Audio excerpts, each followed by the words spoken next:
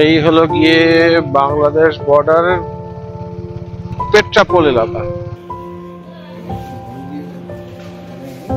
সারা ভারতবর্ষে প্রভুপাদের নিজের হাতে 4টে মন্দির। আচ্ছা আচ্ছা তার ভিতরে একটা হরিদাসপুর ইস্কন। আচ্ছা, তুমি তাহলে ওনাদের বাড়িতে আসো সবজি দিতে? সবজি বিক্রি করে। আচ্ছা আচ্ছা।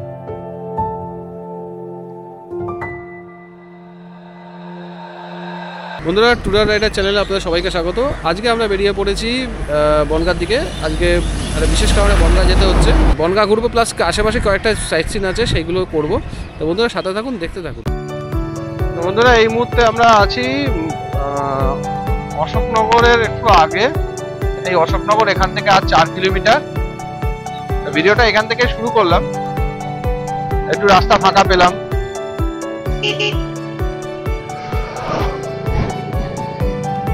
তো চলে গেছেই, কিন্তু ওখানে শীত কিন্তু হালকা রয়ে গেছে। আমরা কিন্তু হালকা এই পাতলা জ্যাকেট পরে বেরিয়েছি।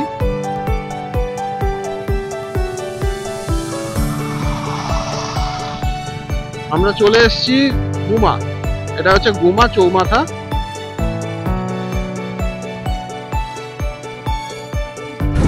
এই হলো মানিকতলা, অশোকনগর মানিকতলা। এটা কলকাতার মানিকতলা না, কিন্তু এটা অশোকনগর মানিকতলা। আর এরপরেই পড়বে অশোকনগর মোড়, তারপরেই আসবে হাবড়া। আমরা ধীরে ধীরে বনগাঁর দিকে যাচ্ছি। হাবড়াটা যত সম্ভব সকাল সকাল পার করতে হবে, নাহলে রাস্তায় জ্যাম হয় খুব।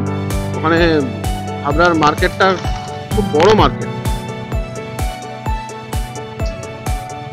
এই যে চলে এসেছি Ashoknagar rail gate.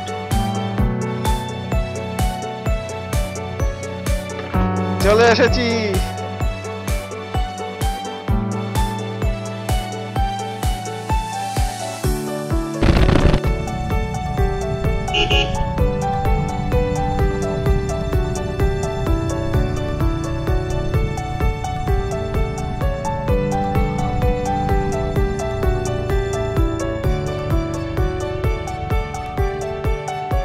Banipur rail gate, এটা হাবড়ার বাণীপুর রেল গেট।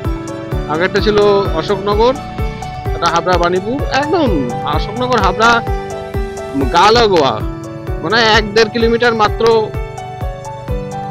ডিস্টেন্স দুটোর মধ্যে, হাবড়া আর অশোকনগরের মধ্যে। হলো হাবড়ার রেল গেট। এর আগেরটা ছিল বাণীপুর রেল গেট, এরপর হলো হাবড়া রেল গেট। টোটাল 3টে রেল গেট পার হতে হলো। অশোকনগর, বাণীপুর, হাবড়া, 3খানা রেল গেট একই রাস্তায় এবং পরপর 1 কিলোমিটার অন্তর। খুবই মুশকিল হয় যদি যখন রেল গেট পড়ে না, তখন এই অঞ্চলে প্রচুর জাম লেগে যায়। এই হচ্ছে হাবড়ার মার্কেট এরিয়া, লেখা আছে হাবড়া বাজার। এই হাবড়া বাজার একটা বড় জায়গা, বিরাট বড় জায়গা হাবড়া বাজার।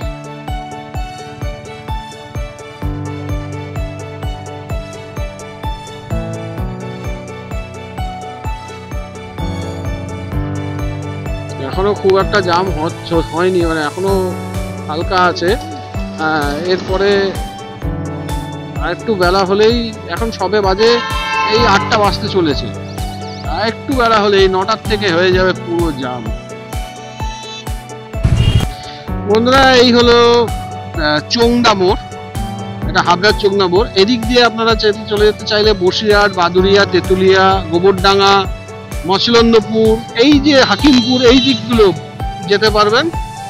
এটা চলে গেল চোংদা মোড় হয়ে, রাস্তাটা চলে গেল বসিরহাট, তেঁতুলিয়া, হাকিমপুর এই দিকে। আর আমরা এখন যাব গাইঘাটার দিকে। এই আরেকটু সোজা এগিয়ে গেলেই শুরু হবে গাইঘাটা, পড়ে যাবে গাইঘাটা। এই গাইঘাটা একটা ব্রিজ পড়বে, গাইঘাটা ব্রিজ পড়বে। এই গাইঘাটা ব্রিজটা বেশ ভালো লাগে, জায়গাটা বেশ সুন্দর, বেশ একটু ফাঁকা ফাঁকা। আর চারদিকে এই যে বড় পুরনো গাছগুলো, ঘন পুরনো ঘন এই গাছগুলো, মানে ভালো কন্ডিশনের গাছগুলো ওইখানে বেশি আছে। এখানেও আছে, ওখানে আরো বেশি আছে। এই জায়গাটা দেখতে কত সুন্দর, মনে হয় যেন একটা টানেলের মধ্যে দিয়ে যাচ্ছি। এই যে গ্রিন টানেল, কত সুন্দর জায়গাগুলো। এই দিক থেকে রাস্তাটা অনেক ফাঁকা হয়ে যাচ্ছে। এই হাবড়ার পর থেকে রাস্তা অনেক ফাঁকা, আর গাইঘাটা পর থেকে তো আরো ফাঁকা হয়ে যায় রাস্তাটা। এটা বেলগড়িয়া মোড়, এটা বেলঘড়িয়া না, কিন্তু এটা বেলগড়িয়া।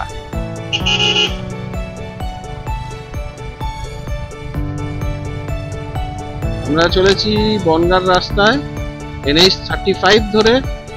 আমরা চলে যাব এখন গাইঘাটার দিকে চলেছি।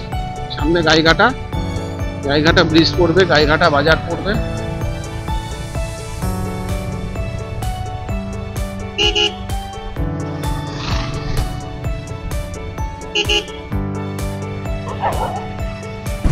এই যে রাস্তার দুধারে গাছগুলো দেখছেন, এগুলো কিন্তু যশোরের রাজা বহু বছর আগে, যখন ব্রিটিশ আমলের বা ওই সময়টায় হবে বা একটু আগে, ব্রিটিশ আমলের আগে, তারা উনি করেছিলেন। ওনার মা যেহেতু তীর্থ করতে আসছিলেন,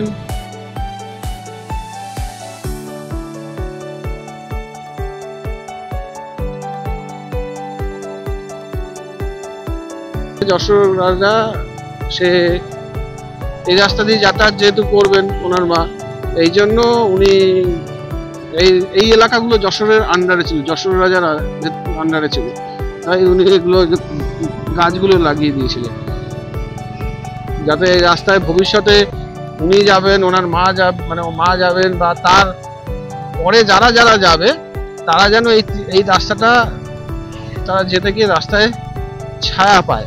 কারণ তখন তো এত দীর্ঘ রাস্তায় গাড়ি বলতে গেলে ঘোড়ার গাড়ি ছিল আর গরুর গাড়ি ছিল, এইগুলো যারা যেত বা পায়ে হেঁটে যেত, তাদের কষ্ট লাঘব করার জন্য যশোরের রাজা এই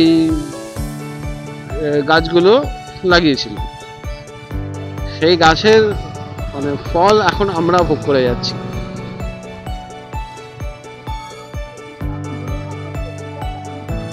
এই গাছগুলো প্রচুর অনেক বয়স, অনেক গাছ মরে গেছে বা মেরে ফেলা হয়েছে ইচ্ছাকৃত কাঠ নেওয়ার জন্য।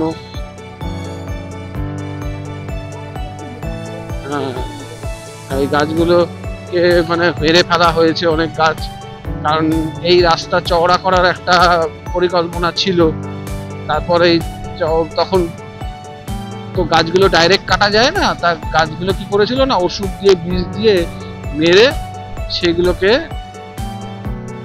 দেখাবে যে মরা গাছ কাটতেই হবে, এরকম করে কাটতে গেছিল।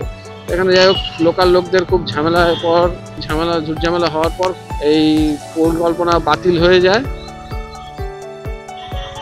তো বিষের এফেক্টে কিছু গাছ তাও বেঁচে আছে, কিছু গাছ মারা গেছে। আগে আরো সুন্দর ছিল গাছগুলো।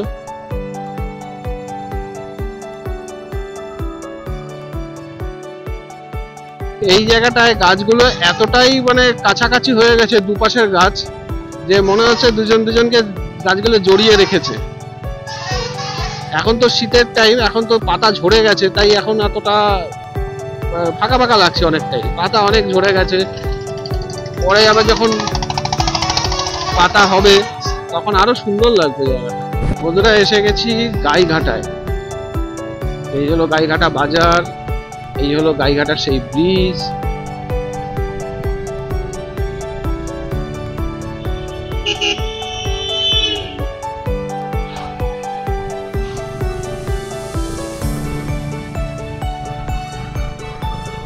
দারুণ, গাছগুলোর গায়ে যেভাবে ফার্ন পরজীবী জন্মে গেছে, মানে বৃদ্ধদের যেরকম গায়ে ঝুড়ি বা এরকম গায়ে যেরকম একটা সাদা লোম বা এরকম চামড়া ঝুলে যায়, এরকম টাইপের দেখতে লাগছে। অদ্ভুত অদ্ভুত। আমরা এসে গেছি বন্ধুরা চাঁদপাড়াতে। চাঁদপাড়া বাজার টপকে যাচ্ছি। চাঁদপাড়া স্টেশনে কালিদির হোটেলে একবার খেয়েছিলাম, দারুণ মাংস খেয়েছিলাম, খাসির মাংস, মুখে লেগে রয়েছে। বন্ধুরা, আমরা চলে এসেছি বনগাঁতে। বনগাঁও, আমরা শর্টে বনগাঁ বলি, বনগাঁও। এই হলো গিয়ে বনগাঁ রেল গেট।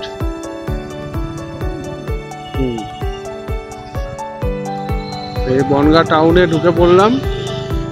এটা হচ্ছে বনগাঁ টাউন, বনগাঁ বাটার মোড়। এইবার এই রাস্তাটা চলে যাচ্ছে ইছামতি পার করে। আমরা এখন উঠবো ইছামতি ব্রিজটা পার করব। এই হচ্ছে ইছামতি সেতু, বনগাঁর ইছামতি সেতু। এই হলো গিয়ে ইছামতি নদী। এই যে এই পার ওই পার ইছামতি নদী। কথায় আছে নাকি এখানে একসময় নদীতে ঝিনুক পাওয়া যেত, সেই ঝিনুকে মুক্ত থাকতো। এখন জানি না, এখন হয়তো মুক্তি পাওয়া যায় না, এখন আর কেউ খোঁজেও না। ইছামতি নদী ছোট হয়ে গেছে। এই ইছামতি সেতুর নাম পরে করা হয়েছে রাখাল দাস, বিখ্যাত প্রত্নতত্ত্ববিদ রাখাল দাস মহাশয়ের নামেই, রাখাল দাস বন্দ্যোপাধ্যায়ের নামেই এই রাখাল দাস সেতু নামকরণ করা হয়েছে। আমরা বনগাঁ টাউন পেরিয়ে এবার আমরা যাচ্ছি জয়ন্তীপুর হয়ে পেট্রাপোলের দিকে।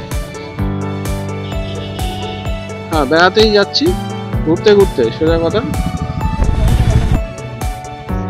আর এই অশোক স্তম্ভর যে মোড়টা আছে, এখান দিয়ে শুরু হচ্ছে চাকদা বনগাঁ রোড। এদিক দিয়ে রাস্তাটা চলে যাচ্ছে চাকদার দিকে। আর সোজা আর একটু গিয়ে আরেকটা মোড় পড়বে, যেটা দিয়ে চলে যাচ্ছে রাস্তাটা দত্তফুলিয়া বগুলা হয়ে রানাঘাটের দিকে।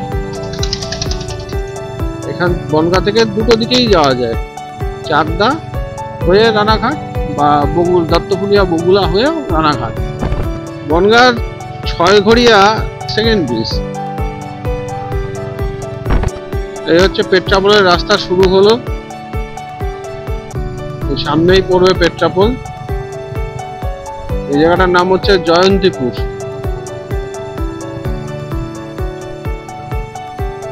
এই হলো গিয়ে বাংলাদেশ বর্ডারের পেট্রাপোল এলাকা।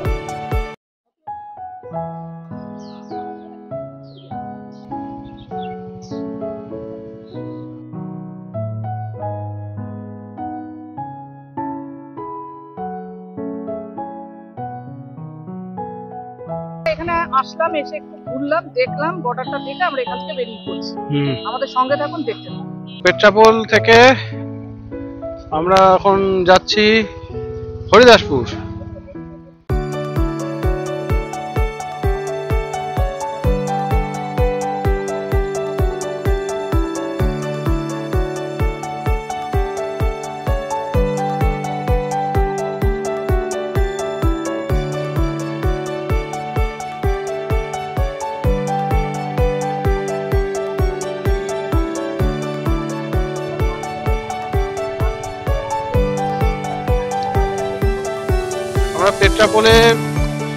আমরা পেট্রাপোলের এখানে সীমান্ত হোটেলে আমরা টিফিন করে নিলাম, পরোটা খেয়ে নিলাম, পরোটা ডাল খেয়ে নিলাম।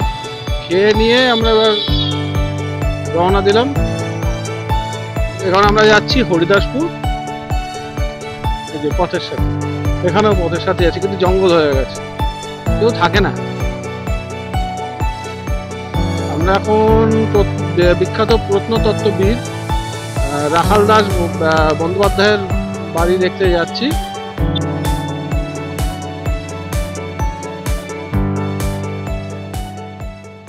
হরিদাসপুর, আমরা এসে গেছি হরিদাসপুর। এখন আমরা যাচ্ছি ইসকনের মন্দিরে। এখানে একটা বড় ইসকনের মন্দির আছে, মন্দিরটা দেখাতে নিয়ে যাচ্ছি। চলুন, মন্দির এখন খোলা আছে। চলে এসছি ইসকনের মন্দিরে।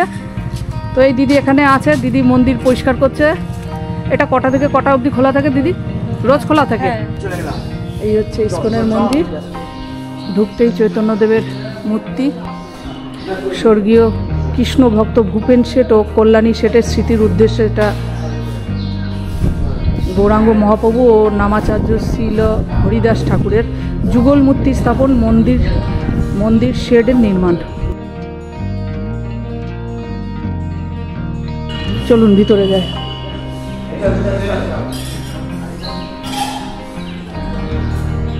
ঢুকেই এখানে রাধাকৃষ্ণর মূর্তি, সন্ধ্যা আরতি হয়।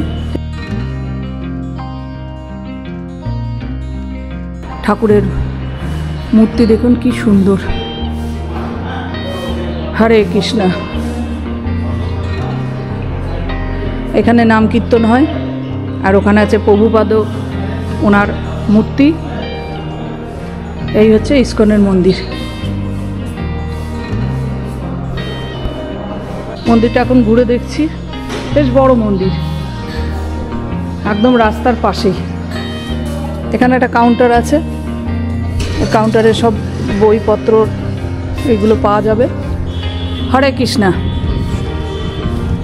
আমরা মায়াপুরের ইস্কন মন্দির দেখেছি, এটা হচ্ছে হরিদাসপুর ইস্কন মন্দির। হরিদাসপুরের ইস্কন মন্দির কটা থেকে কটা অবধি খোলা থাকে?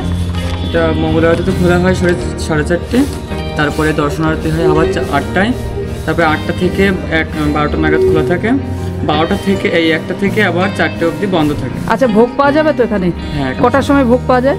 এখানে ভোগ পাওয়া যায় আপনার দুপুরে 1টার দিকে প্রসাদ ডিস্ট্রিবিউট হয়, আর তার আগে থেকে কুপন কাটতে হয়। কুপন কত এখানে? এখানে 70 টাকার কুপন আছে, 100 টাকার আছে, 150 টাকার আছে, মেনুর উপর ডিপেন্ড করে। আচ্ছা আচ্ছা, আর ভোগে কি কি থাকে? ভোগের মেনুটা মায়াপুরের যেমন সেই রকমই কি হয়? মায়াপুর থেকে একটু আলাদা, একটু আপডেট হয়। আচ্ছা আচ্ছা, একটু আপডেট। যেমন 70 টাকার পাশে সাদা ভাত থাকে, 5 স্পেশালি সবজি, মুগের ডাল, কোনো একটা রসা, আর পরমান্ন। আচ্ছা। আর 100 টাকারটায় থাকে অন্ন, শুক্তো, ডাল, পনির সবজি, চাটনি, পায়েস। 150 টাকারটায় থাকে রাধাবল্লভী, চানা মশলা, ভেজ বিরিয়ানি, সাদা ভাত, ভেজ ডাল, পকোড়া, পনির কালিয়া, চাটনি, পাঁপড়, পায়েস, অনেক কিছুই থাকে। এরকম। আপনার নাম কি? আমার নাম ওমকার মিশ্রা। আচ্ছা, হরে কৃষ্ণ। এই মন্দিরটা দেখে ভীষণ ভালো লাগলো। তো এখানে অনেক সারা ভারতবর্ষে প্রভুপাদের নিজের হাতে 4টে মন্দির। আচ্ছা আচ্ছা। তার ভিতরে একটা হরিদাসপুর ইস্কন, একটা মায়াপুর ইস্কন, একটা কলকাতা ইস্কন, আর একটা বৃন্দাবন ইস্কন। আচ্ছা, প্রভুপাদের নিজের হাতের মন্দির। আচ্ছা, এটা নিজের হাতের। ভীষণ সুন্দর লাগলো এই মন্দিরে এসে।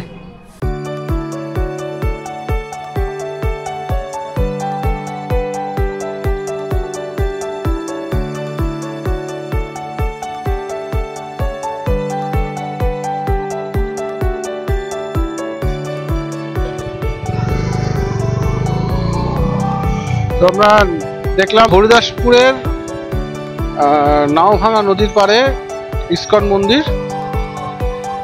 এবার যাচ্ছি রাখাল দাস বন্দ্যোপাধ্যায়ের বাড়ি, জন্মভিটা। সেই জায়গায় এসে গেছে। 1 মিনিটের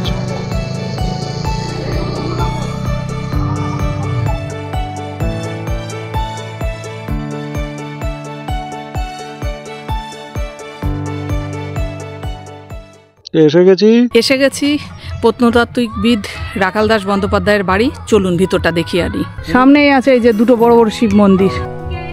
ঢুকেই এই দেখুন, এই হচ্ছে রাখাল দাস বন্দ্যোপাধ্যায়ের বাড়ি। ঢুকেই দুটো শিব মন্দির আছে, আর এটা হচ্ছে বসত করা বাড়ি। চলুন ভিতরে গিয়ে দেখি। বাড়িতে লোকজন থাকে। বাড়ির ভিতরে হরপ্পা মহেঞ্জোদড়োর আবিষ্কারক প্রত্নতাত্ত্বিকবিদ রাখাল দাস বন্দ্যোপাধ্যায়। এগুলো ফুলের চারা। এই হচ্ছে বন্ধুরা বিখ্যাত প্রত্নতাত্ত্বিকবিদ রাখাল দাস বন্দ্যোপাধ্যায়ের বাড়ি। বন্ধুরা আমরা ঘুরলাম, ঘুরে দেখলাম অনেক ফুল গাছ লাগানো আছে। এই দেখুন গোলাপ গাছ, পেঁপের চারা, এখানেও অনেক চারা বসানো আছে। এটা হচ্ছে মণ্ডপ, এখানে পুজো হয়। এটা হচ্ছে দরজা, এই বাড়ির দরজা। তো প্রত্নতত্ত্ববিদ রাখাল দাস বন্দ্যোপাধ্যায়ের বাড়িটা দেখে, এই পাটটা ভগ্নাবশেষ, এই দিকেরটাও অবস্থা খারাপ, এদিকে আছে। হ্যাঁ, এই জায়গাটা দেখে আমরা এবার এখান থেকে বেরিয়ে পড়লাম। আমার ঢালি বাড়ি হরিদাসপুর। তুমি এখানেই থাকো? বিহাটে পড়েছি, এইটাই জানি। আমরা এখন বাড়ি ফিরছি। চাঁদপাড়ার আগে, একটু আগে আছি, চাঁদপাড়ায় এসে গেছি। বন্ধুরা, এই ভিডিওটা দেখে আপনাদের কেমন লাগলো অবশ্যই কমেন্টস করে জানাবেন। ভালো লাগলে লাইক করবেন, শেয়ার করবেন, আর আমাদের চ্যানেল ট্যুরার রাইডার অবশ্যই সাবস্ক্রাইব করবেন। এরকম প্রায় নতুন নতুন ভিডিও থাকে আমাদের চ্যানেলে, দেখতে থাকবেন বন্ধুরা, ভালো লাগবে। বন্ধুরা, চ্যানেলটাকে সাবস্ক্রাইব করার পর অবশ্যই বেল আইকনটা প্রেস করে রাখবেন, তাতে নতুন ভিডিওর নোটিফিকেশনগুলো আগে পেয়ে যাবেন। তো বন্ধুরা, দেখা হবে আবার একটা নতুন ভিডিওতে। এখন চলি।